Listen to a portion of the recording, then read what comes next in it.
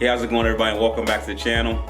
So a couple months ago, I went out and I bought the Dji Osmo Action camera, and I didn't jump on camera to give you a review because I had absolutely no time with it. Did an unboxing, I did a short little live stream, but today I'm actually going to try to do a review, a 5-minute review of what I think about this camera since I've had it over the last couple of months. I've actually been putting this camera through the paces. So I've been carrying this thing every day and looking for every possible situation to use this camera. When it came to maybe just having it in my backpack, and when I saw a beautiful sky with some clouds rolling by, doing some time lapse on it, or taking the opportunity to do a slow motion video, or just using it when I'm out fishing and in low light to see how the camera works. And if you don't want to watch this to the end, what I'm going to tell you is I really like this camera. I'm impressed with it. Now, using the camera itself, it took me a couple months to get to it, and so far it's been absolutely great. I love the front facing screen, I love the rear facing screen. They are very nice. I actually learned from someone online that if I wanted to switch from front to rear facing screen, all I have to do is hold down the quick select button. It also works very well with the voice command. So if I say start recording, if I say stop recording, if I say shut down, it actually does it without me having to yell. And I've done this outdoors and outdoor situations. Now, when it comes to sound, I think the sound is great on this camera. I'm comparing it to not wearing a lavalier mic before my indoor recording.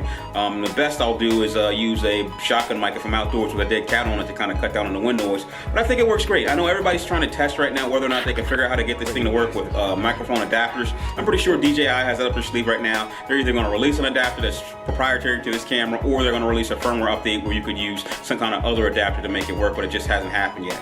And that's the cool thing about DJI is they don't give you everything in the beginning.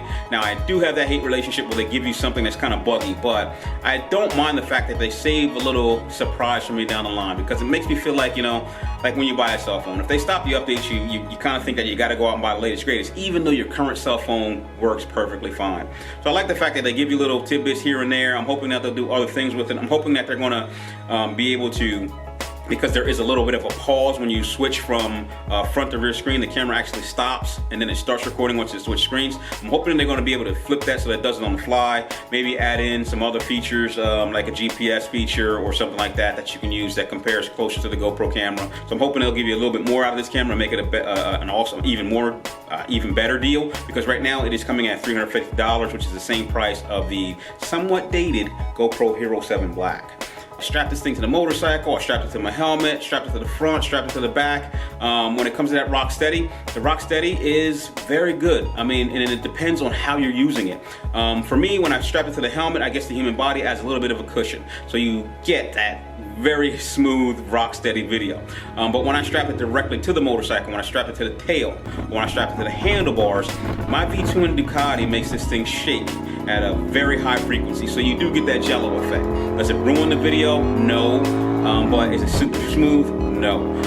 If that were any other camera, you would not be able to use that footage strapped directly to my motorcycle, and I know how bad that thing vibrates, especially when I'm sitting in the light. So I think this camera does an excellent job. I really like the camera. For $350, I bought this directly from DJI on release day. I think this is a great deal.